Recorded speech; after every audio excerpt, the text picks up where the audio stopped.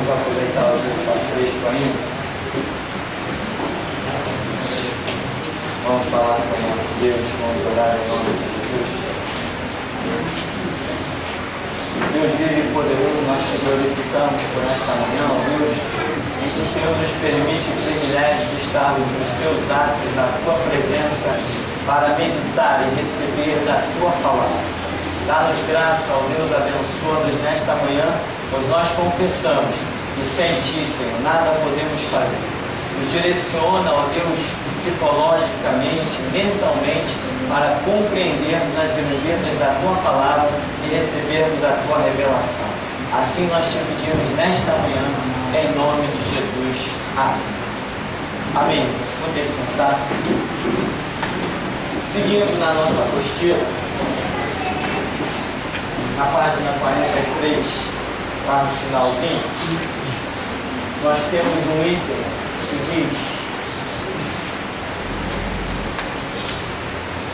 item 15, Lucas 16, 19 a 31, o rico e o Lázaro, que é nada mais, nada menos que a parábola de Lucas 16.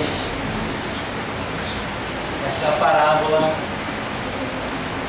eu considero ela uma das mais importantes na Escritura para jogar por terra falsos ensinamentos ou acabar com muitas dúvidas que normalmente nós temos. Por exemplo, os testemunhas de Jeová são derrotados nesta parábola.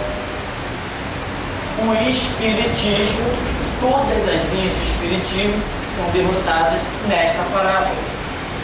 Muitos conceitos cristãos também, que logicamente não são conceitos cristãos, mas ideias que foram desenvolvidas dentro das igrejas cristãs, são jogados por terra nesta parábola. Esta parábola é muito importante, por isso ela está aí para o nosso análise. E também, depois nós temos a parábola das 10 virgens, que também é uma parábola do final dos tempos que fala do arrebatamento da igreja. Esta parábola, o que mais me impressiona, sempre esteve aí, e a igreja sempre teve tanta dúvida a respeito do arrebatamento. Então o que faltou?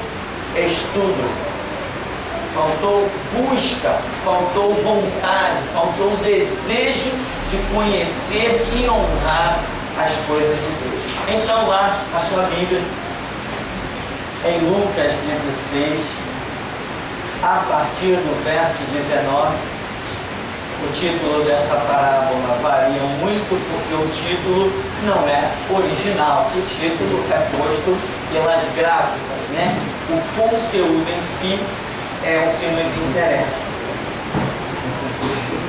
Então diz assim: ora, havia certo homem rico que se vestia de púrpura e de linho finíssimo, e que todos os dias se regalava esplendidamente.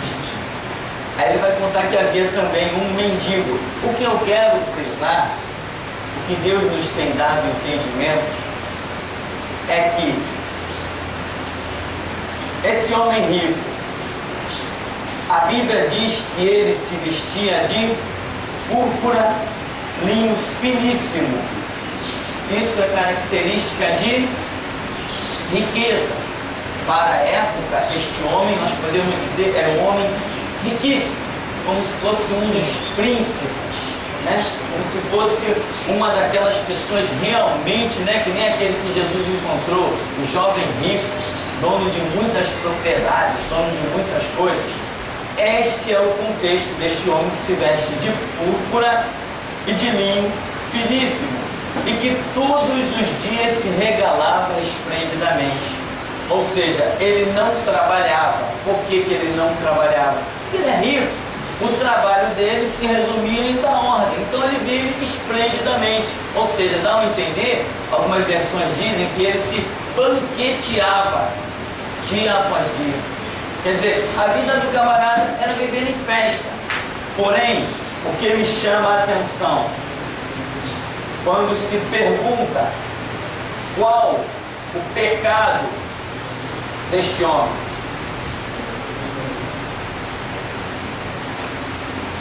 O que Jesus conta, e isso é um choque.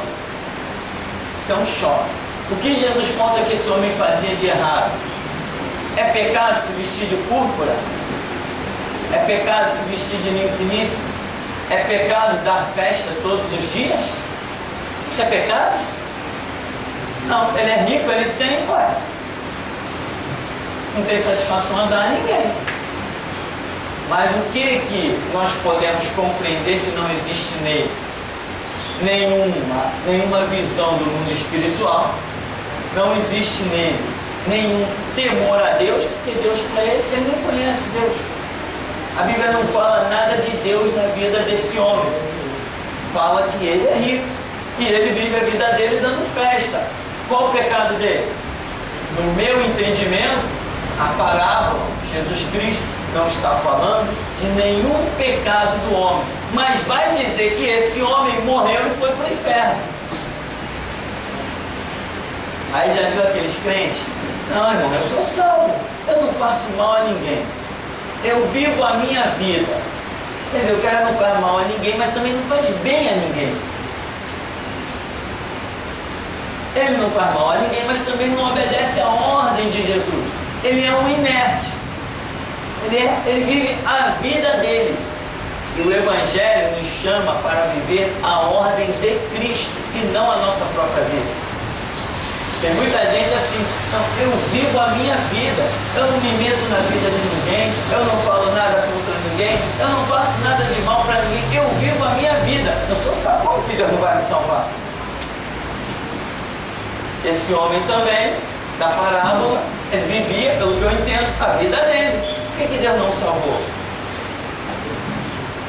Deus deveria tê-lo salvado dentro da concepção que penetrou dentro de algumas igrejas evangélicas. Sou santão, não. Eu passo pelo meu vizinho, bom dia, boa tarde, boa noite. Quando chegar lá no inferno também passa pelo vizinho, dá bom dia, boa tarde, boa noite. Nós não fomos chamados pelo sangue de Cristo para viver os nossos próprios conceitos bonzinhos ideológicos. Fomos chamados para arrancar a nossa camisa, tacar fogo nela e vestir a camisa do Evangelho. Buscar a direção de Deus. Então esse homem vivia a vida dele.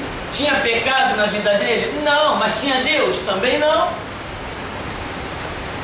A parábola não mostra que tinha pecado na vida deste homem. Ele vive a vida dele normal. Quem passasse pela casa do homem, mas está a música, está as danças, olha lá, o rico está dando mais um banquete. Passou no outro dia, olha lá, o rico está se banqueteando. Qual o problema? É pecado? Se alguém tem dinheiro e quer levar sua vida viajando para Paris, para Londres, hein? Rio de Janeiro, não é pecado. Ou é pecado viajar? É pecado passear? Não. Mas este homem foi lançado ao inferno. Este primeiro ponto que foi revelado a mim em meio a uma pregação é estarrecedor. E muitos crentes, eu já tive o meu confronto e continuo tendo. E eu disse, meu irmão, você está pronto para a salvação? Claro, sou salvo. A minha vida, não me meto com ninguém, eu levo a minha vida. Eu vivo a minha vida. Eu digo assim, aquele rico da parábola também levava a vida dele. Me conta qual era o pecado dele. Não, ele era rico. Ser rico é pecado? Se Jesus quiser fazer de mim um rico, eu quero. Porque a Bíblia diz que o dinheiro não é a raiz de todos os males, mas o amor ao dinheiro é a raiz de todos os males. Então, irmão, esse é o nosso primeiro análise. E diz ainda, havia também certo mendigo chamado Lázaro, coberto de chagas, que jazia à porta daquele, e desejava alimentar-se das migalhas que caíam da mesa do rico, e até os cães vinham lamber as úlceras. Quer dizer, o camarada mesmo está na pior, né? Agora, o que nós temos sempre que enfatizar radicalmente é que aqui Jesus Cristo não está ensinando condenação por causa de riqueza, nem salvação por causa de pobreza. Porque tem gente que acha, não, poxa, se você tivesse Deus na sua vida, você teria condições financeiras. Você seria até rico, porque Deus nos chamou por cabeça e não por cauda. A prosperidade é uma realidade, o estar por cima e não por baixo é uma realidade. Agora, o tratar de Deus e o aceitar a humilhação debaixo da potente mão de Deus até que Ele nos exalte, também é uma realidade. Hoje as igrejas pregam por aí, campanha da prosperidade. Se o teu Deus é o dono do ouro e da prata, Ele vai te dar. Vai dar o quê? Por que então que não deu para Jesus carruagens? Por que então que os profetas andavam a pé? Não eram homens de Deus? Não eram cheios do Espírito Santo? Qual carruagem que Eliseu tinha? Qual carruagem que Elias tinha? Qual carruagem que Jesus Cristo tinha? A cruz na qual ele foi pregado foi a única coisa que ele herdou por herança. O barco que ele viajava não era dele. O jumentinho que ele entrou em Jerusalém não era dele. As roupas que ele tinha foi alguém que teceu para ele. Ele nunca comprou nada no mercado. Jesus era um pobretão, né? Mas não tinha falta de nada. Então, conceitos que não são reais. E essa parábola exalta muito, nos dá a percepção dessas coisas gloriosas. Então diz que tem o rico, tem o mendigo. Aí vai. No 22. Aconteceu morrer o mendigo e ser levado pelos anjos para o seio de Abraão. Morreu também o rico e foi sepultado. Aqui diz que o mendigo foi salvo, mas não especifica, a não ser uma ideologia que diz, ao invés de dizer assim, foi levado para o paraíso, ele diz, foi levado para o seio de Abraão. Então isto significa, para um judeu que ouvisse essa parábola, dá a entender que se ele foi levado para o seio de Abraão, é porque ele era filho de Abraão. O que é ser filho de Abraão? É realizar as mesmas obras de Abraão. Abraão andou com fé na palavra de Deus. Então esse mendigo seria alguém que, apesar do seu caos financeiro, do caos da sua saúde, tinha chagas e tudo mais, apesar de tudo, era alguém que guardava no seu coração a lei de Deus. Esse é o único conceito que nós achamos aqui. Enquanto que o rico não se acha na vida dele nenhum conceito das coisas de Deus. Se Jesus tivesse simplesmente dito, morreu o mendigo e foi levado ao paraíso, como algumas versões tentam impor, isso aí poderia ser trazer uma interpretação problemática. Mas o fato de dizer que ele foi levado ao seio de Abraão nos reporta o que Jesus disse para os judeus.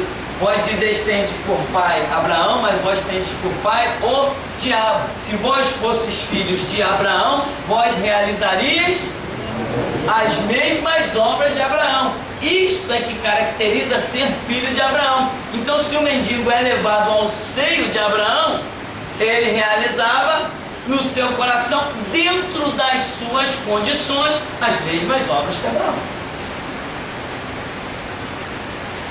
Então, morreu também o rico e foi sepultado. No inferno, estando em tormento, levantou os olhos e viu ao longe Abraão e Lázaro no seu seio. Quer dizer, Jesus começa a dizer, o cara foi pro inferno, mas ele tem condições de ver, ele tem condições de ouvir, ele está vivo. Morreu e foi para o inferno, ele está vivo. Jesus Cristo não é um contador de histórias. Ele não veio do céu para derramar o seu sangue para virar um contadorzinho de história. Se ele está contando isso é porque tem um sentido real, como a parábola do joio e do trigo, a parábola das duas mulheres, a parábola das 10 virgens, como está profetizado em Isaías. Abrirei a minha boca em parábolas e falarei das grandezas dos céus. Por que ele fala em parábolas? Para que somente entendam aqueles que fazem parte do seu reino. É por isso que Jesus fala em parábolas. Manda um juiz, um delegado, um advogado, um promotor ou qualquer outro confeccionado por faculdade da terra, manda eles lerem a parábola das 10 virgens e falar alguma coisa. Manda eles lerem qualquer parte da Bíblia e falar qualquer coisa. Vão falar um monte de besteira característica de quem perde seu tempo estudando direito. É o que eu penso. Então, no inferno ele está em tormento, levantou os olhos. Então Jesus já está dizendo, no inferno é um lugar de tormento. Mas aí vem os crentes assim, poxa lá, ó, tu vai viver no inferno com o diabo. Aí vem outros, o diabo tem um reino lá no inferno e um monte de coisa semelhante a isso. Irmão, o inferno é um lugar de tormento. Ninguém passeia no inferno, ninguém ri no inferno, ninguém dá ordem no inferno. Não existe nenhum reino organizado no inferno. O inferno é um lugar de tormento, angústias, aflições. E pior, para os homens, os seres humanos que lá caírem, terão a memória: caramba, eu tive dentro de uma igreja, caramba, eu tive de Bíblia na mão, eu tive todas as oportunidades que uma pessoa possa ter, e olha onde eu vim parar. Essa tortura eu acho que vai ser pior do que qualquer outra. Então, estando em tormento, levantou os olhos e viu ao longe Abraão e Lázaro no seu seio. Quer dizer, essa visão é questionada, se não por uma explicação que existe do Antigo Testamento, que lá é até algo raro de comentar. Dá a entender, pelo Antigo Testamento, que paraíso, ou seio de Abraão, seria assim: haveria uma divisão chamada um abismo, e do outro lado o que seria o inferno. Apesar de um grande abismo, o salvo vê o condenado. Isto é uma ideia que se tinha no Antigo Testamento, e que este lugar seria em algum lugar considerado abaixo. Esse abaixo, sabe-se lá que abaixo seria. Quando no Novo Testamento Jesus realiza a sua obra, alguns teólogos muito profundamente estudados lá nas suas concepções, baseados inclusive no que Paulo diz que Jesus Cristo levou cativo o cativeiro. Lembra dessa expressão? Jesus Cristo levou cativo o cativeiro. Então que Jesus teria feito uma separação melhor, vamos dizer, dessa situação, em que Jesus Cristo pega essa parte e põe para um lado, é a outra parte. Paraíso ele pega para um lado, inferno ele põe para o outro. E ele teria transportado o paraíso para regiões celestes. Coloca o paraíso para cima e o inferno, não sei para que lado Jesus teria colocado. Dentro de alguns estudos baseados em passagens bíblicas muito difíceis, em que eu particularmente não me prenderia a tanto. Porém, só para que você entenda quando você vê alguém comentando certas coisas. Então, como diz aqui, no inferno, estando em tormento, levantou os olhos e viu ao longe Abraão e Lázaro no seu seio. Subentende, por explicações do Antigo Testamento, vários estudiosos, em que houve um tempo em que salvo e condenado se enxergavam, até quando Jesus realiza a sua obra. que ele ressuscita e, por essa expressão de Paulo, leva cativo o cativeiro e outras expressões, Jesus teria acabado com isso. Hoje, quem está salvo não vê quem está condenado, quem está condenado não vê quem está salvo. Mas acredita-se que, no tempo do Antigo Testamento, via-se, principalmente quem acredita nisso, os judeus. Por isso que a parábola é bem específica para eles. Outra expressão que levam as pessoas a acreditarem nessa situação de que o inferno estava embaixo, em algum lugar, etc., é quando daquela parte que Saul vai consultar a feiticeira, a candomblecista dos tempos antigos, a umbandista dos tempos antigos, né? E na invocação, o espírito mentiroso, logicamente, diz para Saul: vejo como deuses subindo da terra. Então ela diz que vê subindo. Daí, por essa expressão, mais uma vez, acreditava-se, e acreditam ainda alguns dos nossos tempos, que esta situação de inferno e paraíso, ambos estavam em algum lugar abaixo. Então, por isso que Samuel, o profeta, ele subiu da terra. O Espírito usou a expressão de que ele teria subido, porque nesse tempo, paraíso também era localizado em algum lugar abaixo. Complicado, não é? Por que é complicado? Porque isso aqui não faz parte do nosso dia, é o dia a dia que a gente não comenta. Não tem nenhum lampejo dessas coisas dentro da nossa memória. Mas, então dizem eles, não, o Espírito falou, vejo subindo tal, e disse que era Samuel, porque o paraíso também era embaixo. Porque senão, pelas simples expressões, vejo Samuel subindo da terra, Saul diria assim, como subindo? Samuel tem que vir do alto, é salvo. Mas a questão de os salvos estarem no alto é conceito do Novo Testamento e não conceito do Antigo Testamento. Bem, deixa essa teologia para lá, vamos falar de coisas mais práticas. Então, viu Lázaro no seu seio. Então Jesus está mostrando para os judeus que não há dúvida de que aquele mendigo guardava os conceitos de Abraão e que foi salvo, porque ninguém ousaria dizer que Abraão foi condenado. Então, clamando, disse: Pai Abraão, tem misericórdia de mim e manda Lázaro que more em água a ponta do seu dedo e me refresque a língua, porque estou atormentado nesta chama. Nós já vimos que fogo, chama, é símbolo de juízo, é símbolo de condenação, é símbolo de tormento.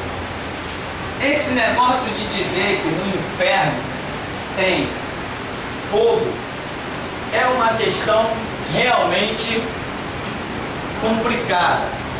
A Bíblia usa de simbologias. O que eu sei de fogo é algo que queima e consome. Por exemplo, o sol é uma bola de fogo. O sol está consumindo. Existem explosões, existe um material combustível queimando e explodindo diariamente no universo, no sol. Dizem os cientistas que se existisse uma camada atmosférica que pudesse propagar o som das explosões do Sol de modo que ele chegasse até a Terra, nós não conseguiríamos viver de tanta explosão constantemente. Só que como não tem a camada de oxigênio para propagar o som do Sol não chega até nós. Porém, hoje os cientistas, cada tempo que passa, eles detectam pontos negros no Sol, ou seja, o Sol está queimando e está se apagando, logicamente. Existe um material combustível queimando no Sol, mas à medida que os anos passam, esse material está apagando, está sendo consumido, o Sol está apagando, Isso é provado cientificamente. Lentes poderosas que os homens inventaram chegaram ao ponto de olhar os pontos negros do Sol, que aumentam dia após dia. Assim como dizem os cientistas que a Terra está parando, já ouviu isso? A Terra está parando, porque a Terra ela gira em torno de si mesma, o que gera o dia e a noite. A Terra está parando. O Sol está se apagando. E a Bíblia diz que o universo está envelhecendo. A Bíblia diz isso. Então não é novidade. A ciência verdadeira só pode comprovar a grandeza da palavra de Deus.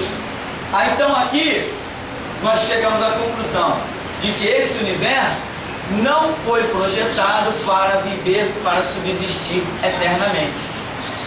Brevemente neste século haverá uma restauração de todo o sistema do universo, de todo o planeta Terra, em que Jesus implantará o seu milênio, mas depois de 1000 anos ele cancela todo esse sistema que nós conhecemos de vida. Então Abraão aqui é invocado. Manda Lázaro que molhe na água, o dedo, manda Lázaro que molhe em água a ponta do seu dedo. Ora, já pensou nessa expressão? O homem diz que está rodeado em chamas. Será que ele é louco? Dizer assim, Abraão, Lázaro, molha aí a ponta do dedo numa água e me refresque. É uma loucura, né? Quando você está com sede aí nesse dia, não está nem rodeado em chama, estou com calor, isso te adiantaria alguma coisa? Então dá para ver que a questão não é essa, porque nenhum ser humano, no seu juízo perfeito, simplesmente estou com sede, me dá uma gota d'água aí. Você sabe que não vai adiantar de nada, uma gota d'água ou nada não faz a mínima diferença. Estamos diante de uma simbologia projetada por Jesus Cristo para que somente nós, igreja remida e lavada no seu sangue, possa compreender. O fogo representa o juízo, porque o homem está em tormento, está em condenação, e a água representa como sempre, a água representa a palavra. Ele está clamando e Jesus agora está mostrando por que ele foi condenado. Ele teve a chance de beber da água, porque ele agora está pedindo. Ele não ia pedir aquilo que ele não soubesse que existisse. Ele não ia pedir aquilo que ele não sabe que seria a solução para ele. Então ele agora, na memória dele, eu quero aí uma gota, porque uma gota é o bastante. Se fosse dada a ele esta gota, o que aconteceria? Ele sairia do inferno.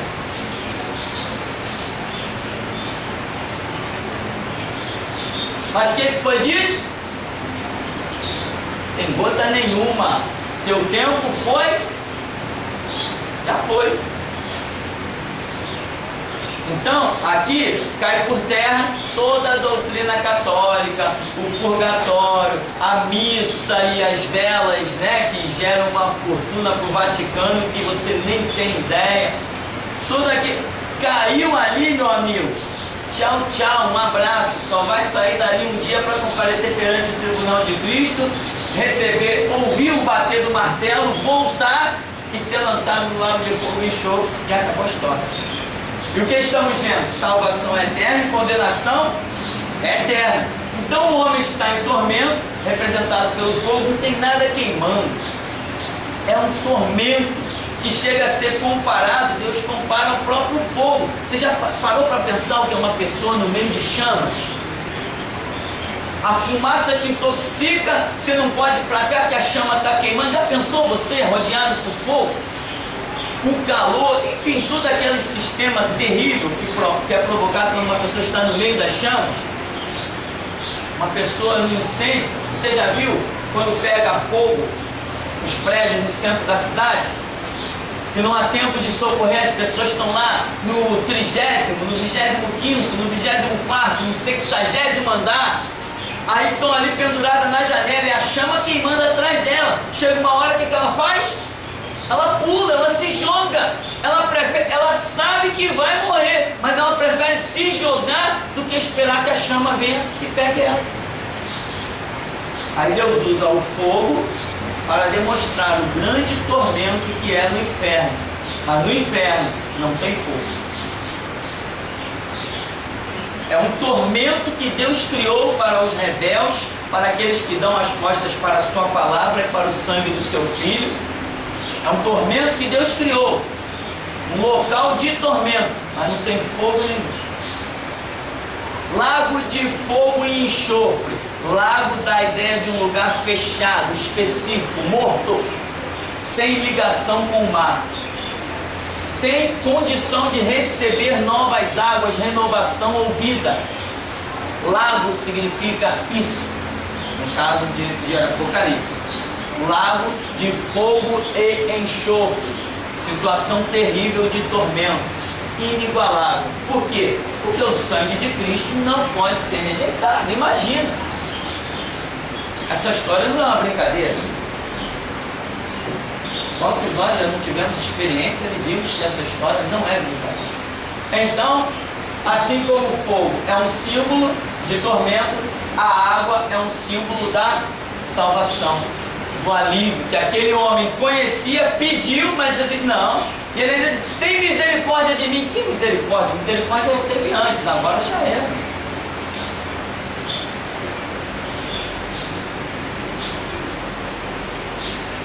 Manda Lázaro que molhe em água a ponta do dedo e me refresque a língua, porque estou atormentado nesta chama.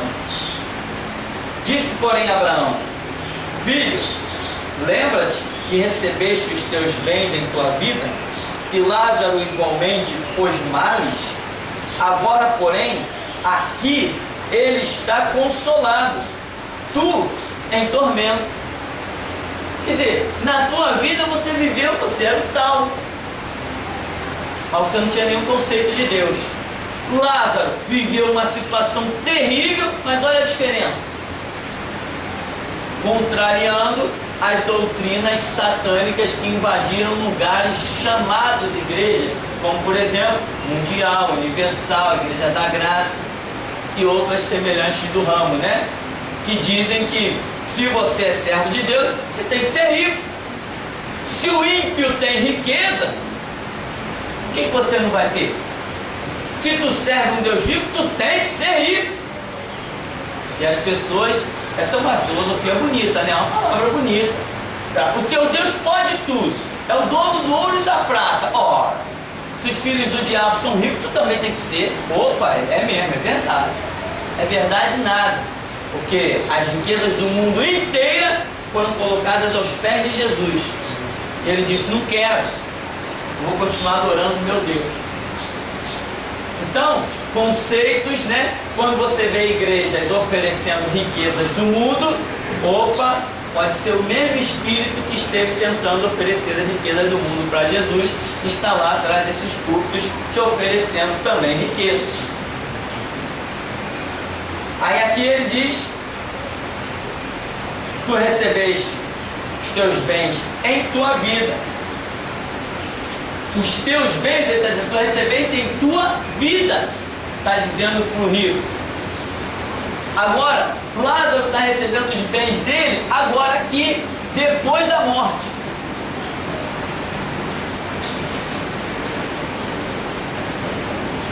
(26) E além de tudo, está posto um grande abismo entre nós e vós, de sorte que os que querem passar daqui para vós outros, não podem, nem os de lá passar para nós.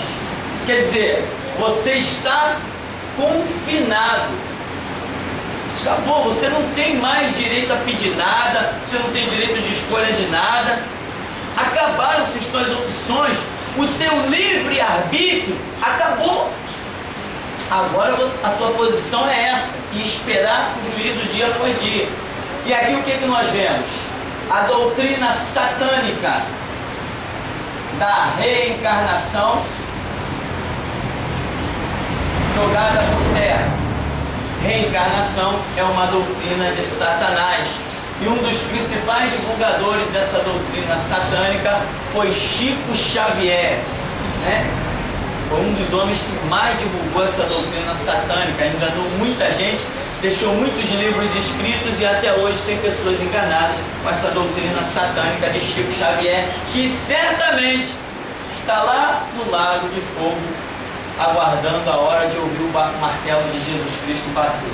Então, outra doutrina satânica é o que acontece na Umbanda, Quimbanda, o que mais? Candomblé, né? Candomblé. Essas coisas eu gosto assim de falar bem, né? Específica, porque a gente vai botar no site e o delegado, que é espírita, e as delegadas, eles vão assistir e eles vão saber com quem eles estão se metendo, né?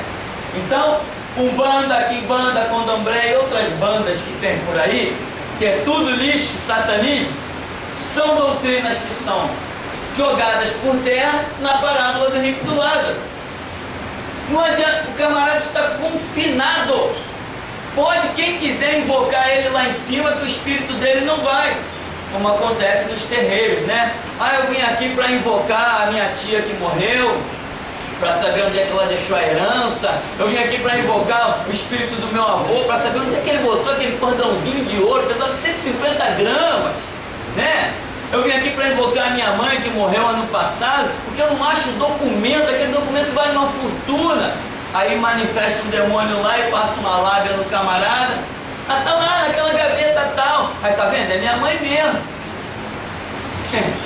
Mal ele sabe que o diabo passeia dentro da casa dele e conhece cada cômodo da casa dele. Pode dizer quantos fios de cabelo tem até na cabeça dele. Então, Umbanda, Quimbanda, Candomblé e outras bandas também são doutrinas jogadas por terra na parábola das 10 virgens. Quem está lá em tormento não está propício a ser invocado dos mortos, como Saul foi enganado naquela invocação feita através da feiticeira, a pitonisa. E ainda diz assim: há um grande abismo, de modo que os que querem passar, né? Tem um abismo entre nós. Os que querem passar daí para cá, não pode, e daqui para aí também não pode. Ou seja, quando você entra para a eternidade, a sua situação espiritual já teve um martelo decretado. Você não muda a tua história depois que morre. Você só muda a tua história enquanto está em vida sobre a terra. Quando você sai da terra, você já entra pelos portais da eternidade com a sua vida definida. O que você conquistou de galardão, você conquistou é aqui. O trabalho que vai ser recompensado foi o que você fez aqui. A fé que você devotou e que vai te gerar alguma coisa na eternidade foi a fé aqui. O serviço, a sua disponibilidade, os recursos que você empreendeu na obra, tudo que você fez foi julgado aqui. Quando você parte para a eternidade, já está tudo definido. Por isso Jesus falou, né? Trabalhai pelo que não perece, mas permanece para a vida eterna. Só que ele disse, trabalhai está aqui. Quando você entrar na eternidade, já está tudo definido. Ainda diz assim: então replicou: Pai, eu te imploro que o mandes à minha casa paterna. O que nós vemos nesse verso 27? Consciência total do que ficou sobre a terra. Isso aqui é para jogar por terra algumas doutrinas evangélicas, ou, abre aspas, né? Não são evangélicas, logicamente. Não, na eternidade a gente não vai ter lembrança de nada, porque senão como é que vai acontecer? Eu vou lembrar da minha mãe que foi para o inferno, vou lembrar do meu filho que foi para o inferno, e aí o meu céu não vai ser de alegria, o meu céu vai ser de tristeza. Isso aí é coisa da cabeça de crente fracassado, derrotado, que nunca soube o que é Levi. Consciência completa na eternidade, tanto para os salvos quanto para os perdidos. A sua memória é um HD poderoso, né, que armazena tudo, e daí não sai nada. Vai tudo para a eternidade. A história que você tem aqui na terra, ela entra contigo no céu. Caso contrário, você chegaria lá no céu: ah, vinde bendito de meu Pai, mais um salvo. Salvo de quê? Não tenho história nenhuma na minha memória. Tudo que eu sabia lá debaixo da terra ficou apagado? Como dizem alguns, não, tua memória vai ser apagada. Eu fico impressionado com a capacidade de alguns crentes. Eles abrem a sua própria Bíblia, criam o seu próprio capítulo e versículo e saem com cada doutrina, meu irmão, que inveja até o diabo. Não, a sua memória vai ser apagada. Por que vai ser apagada? Está escrito aonde que vai ser apagada? Esses são os crentes que andam acima da Bíblia e não abaixo dela. Quem anda abaixo da Bíblia descobre a verdade, mas quem quer andar acima da Bíblia, né? Pastores que chegam no púlpito e falam um monte de besteira, mas não provam nada na Bíblia. Pregam as coisas da sua própria cabeça, o que eles pensam e o que eles acham. Não tem valor nenhum. Então aqui está dizendo, replicou: eu te imploro, manda que alguém vai lá na casa do meu pai. Ele tem memória, ele vai saber quantos irmãos ele deixou lá, ele sabe como vivem os irmãos dele, ele está sabendo de tudo. Aí diz assim: porque tenho 5 irmãos, para que lhes dê testemunho, a fim de não virem também para este lugar de tormento. Então ele agora está reconhecendo que breve ele terá, abre aspas, companhia. Porque igual a maneira que ele viveu, tem um monte vivendo. Mas ele não está dizendo, tem irmãos lá que estão vivendo em adultério, em prostituição. Eu tenho irmãos que são mentirosos, eu tenho irmãos que matam, que roubam, que furtam, que estupram. Não, ele está dizendo, eles vivem igual a mim. E Jesus disse que esse homem simplesmente vivia nas festas, se banqueteando regaladamente, e agora aqui na súplica dele pela gota d'água, dá a entender que ele já tinha tido a oportunidade de ouvir. Quem sabe se não foi o próprio mendigo que estava à porta dele que não falou de Deus para ele? Respondeu Abraão: eles têm Moisés e os profetas, ouçam-os. Moisés e os profetas representam o quê? A palavra e a revelação. A palavra como um todo, mas Moisés representa o recebimento da lei e os profetas representam ainda a revelação, aquela revelação de exortação, aquela revelação que dava direção para o caminho. As pessoas consultavam os profetas. Então Moisés e os profetas representam a palavra de um modo geral e mais especificamente ainda a revelação. E ele está dizendo assim, eles estão tendo as mesmas oportunidades que você. Então não tem misericórdia, não adianta suplicar. Mas ele insistiu: não, pai Abraão, se alguém dentre os mortos for ter com eles, arrepender-se-ão. Abraão, porém, lhe respondeu: se não ouvem a Moisés e aos profetas, tampouco se deixarão persuadir, ainda que ressuscite alguém dentre os mortos. Isso aqui dá um nó na cabeça de muito crente. Não, irmão, poxa, eu me converti, eu ouvi o testemunho de um homem, caramba, que tinha ressuscitado, naquele dia eu me converti. Aí 2, 3 meses depois, cadê o convertido? A Estela Lins partiu, pois. Ninguém se converte por ver milagre. Ninguém se converte porque ressuscitou, porque viu alguém ressuscitar. Isto não é fonte de conversão. Milagre não é fonte de conversão. Fonte de conversão é Moisés e os profetas. Amém? Já viu aqui? Tem uma igreja que uma vez uma pessoa ligou para mim: ô pastor Pirani, quanto tempo, tal, só que você está com uma igreja lá em Santo Cristo. Estamos lá fazendo a obra. Você tem um testemunho que eu estou dirigindo uma vigília toda sexta-feira, e toda sexta-feira eu levo alguém com um testemunho de poder para edificação do povo. Eu falei: vocês pregam a palavra aí? Não, a gente gente prega a palavra, mas eu queria alguém que tivesse um testemunho. Você tem um testemunho? Eu falei, olha, o testemunho que eu tenho é que eu sei que João 3,16 é poderoso. Eu aposto a minha vida naquilo ali. Se vocês quiserem que eu vá pregar, até eu vou aí pregar. Mas testemunho de curado de câncer, de curado de AIDS, de curado de lepra, não tem. Ah, então tá, obrigado. De nada. Eu só quero alguém para ir contar testemunho. E é uma igreja que ouviu o testemunho, fomos lá e disse que o pai tinha ressuscitado. Conversa fiada, que eu conheci o testemunho, era mentiroso. Foi o outro lá e disse que ele mesmo tinha ressuscitado. Era conversa fiada, porque também conheci o cara, não tinha nada daquilo, era tudo conversa fiada. Aí tanto testemunho de ressurreição, testemunho de cura, testemunho disso, e a igreja fechou. Aqui não tem esses testemunhos, não enfatizamos nada disso, e no entanto estamos aí 10 anos. O que sustenta o povo de Deus é a palavra de Deus. A palavra traz o milagre, mas o milagre não traz a palavra. A palavra é vida, e a vida não é gerada pelo milagre. A vida vem do próprio Deus pela sua palavra. Então, Abraão aqui, vamos dizer, está dizendo, olha, se eles não ouvirem Moisés e os profetas, não vão se deixar convencer, nem que um dos mortos ressuscite, chegue lá e diga assim, aí, lembra de mim? Lembra que eu morri? Lembra que tu foi no meu enterro? Pois bem, estou de volta aqui e vim te falar de Deus.